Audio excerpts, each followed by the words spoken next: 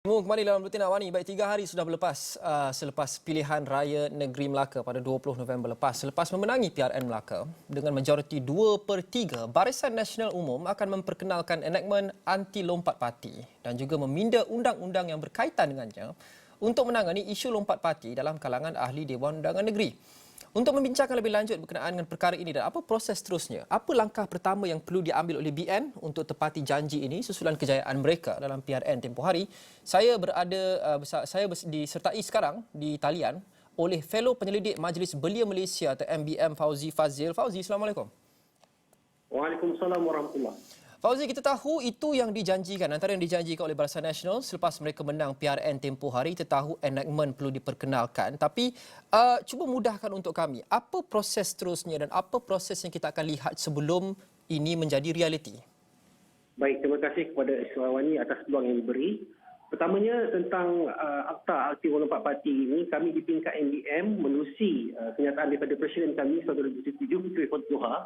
Sejak tahun 2020 lagi kami telah menggesa supaya pihak kerajaan untuk menggubal akta ini. Tapi sayangnya kerajaan terdahulu, political will-nya mungkin sedikit kurang.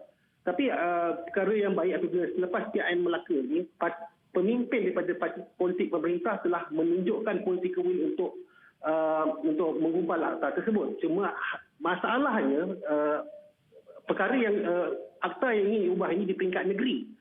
Dia sama seperti yang telah berlaku di Pulau Pinang. Pulau Pinang telah mengubah enactment anti lompat parti pada tahun 2012. Tapi akta itu tidak dapat dilaksanakan kerana dia ada percanggahan dengan Perlembagaan Persekutuan, dan perkara ini telah dikonfirmkan oleh Datuk Seri Azalina sendiri.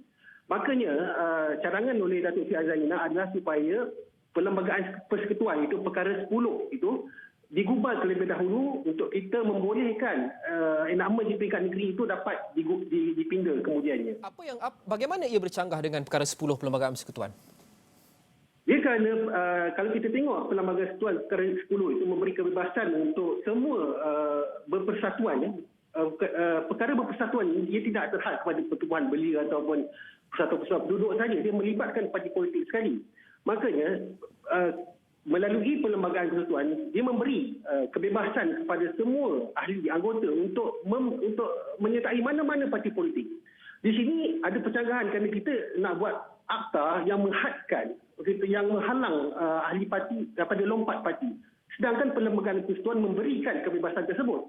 Makanya perkara tersebut perlu dipinda terlebih dahulu sebelum kita boleh mengubah enactment di peringkat negeri. Jika tidak, ia bercanggah dengan Perlembagaan Persekutuan dan kemudiannya akan terbatal dengan sendirinya. Jadi apa yang dijanjikan oleh Barisan Nasional untuk memperkenalkan enactment anti lompat parti di peringkat negeri di Melaka, ini mungkin tidak dapat dilakukan kerana ia akan bercanggah dengan Perlembagaan Persekutuan seperti yang kita lihat di peringkat negeri di Pulau Pinang, dan untuk merealisasikan dan mengutarakan janji ini mereka perlu meminda Perlembagaan Persekutuan. Adakah itu betul? Ya, tepat sekali.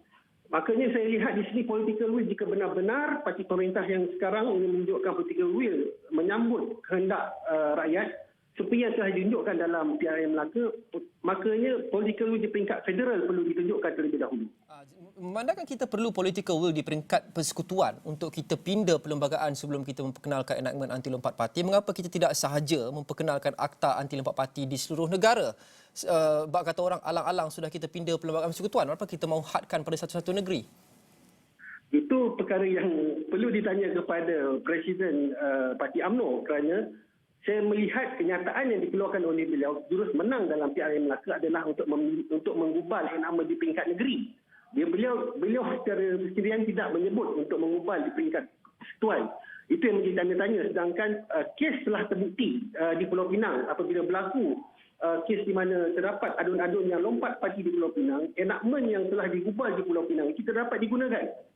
Memang Ketua Menteri memberi alasan COVID untuk mengelakkan berlakunya pilihan raya dan sebagainya. Tapi hakikatnya kita semua tahu bahawa kerajaan negeri tahu enactment dapat digunakan kerana ia bercanggah dengan Perlembagaan Persekutuan. Jadi apa yang kita boleh jangkakan sekarang jika mereka mahu menjayakan dan mengotakan janji ini adalah ia perlu melibatkan pemindaan perlembagaan persekutuan yang memerlukan persetujuan 2/3 ahli Dewan Rakyat dan juga bermakna ia perlu dibawa dalam persidangan Dewan Rakyat yang seterusnya. Betul. Berkaitan dengan 2/3 ini, Datuk Seri Azalina sendiri, Timbalan Speaker, mantan Timbalan Speaker Dewan Rakyat telah menyatakan bahawa tidak punya masalah kerana pihak kerajaan di bawah Datuk Seri Ismail Sabri bersama dengan Barisan Pembangkang telah mempunyai MOU. Dan di dalam MOU itu dijelaskan tentang persetujuan tentang Akta Aktif Lemak Parti ini. Maksudnya pihak kerajaan dan pembangkang bersetuju untuk mengadakan Akta Aktif Lemak Parti di peringkat federal. Hanya perkara itu perlu dibawa oleh menteri di Jabatan Perdana Menteri lah. Sebab yang mewakili pihak kerajaan tidak boleh dibawa oleh pihak pembangkang. Jadi melihat kepada janji Barisan Nasional yang sebahagian daripada kerajaan persekutuan sekarang ini, melihat kepada janji mereka selepas PRN Melaka, adakah kita jangka kesanggupan atau kemahuan political will ini akan ada di situ untuk persu perkara ini dalam persidangan Dewan Rakyat yang seterusnya? Saya melihat dari sudut belia bahawa memang mahu atau tidak mahu kerajaan akan buat kerana hasil daripada PRN Melaka menunjukkan jelas bahawa rakyat telah kecewa. Di mana lebih 20% rakyat tidak keluar mengundi dalam PRN Melaka. Menunjukkan ramai yang kecewa dengan keadaan politik lompat-melompat sekarang ini. Makanya jika kerajaan sekarang tidak ada political will, tidak ada usaha untuk membawa enactment ataupun akta tersebut di peringkat federal, saya rasa ia akan menjadi satu bebanan untuk mereka menghadapi pilihan raya yang ke-15 nanti. Makanya saya rasa akan ada political will, cuma cepat atau lambat, dan diharapkan ia dapat dilakukan sebelum PRU 15. Baik, terima kasih Fauzi. Fauzi Fazil, Fellow Penyelidik Majlis Belia Malaysia.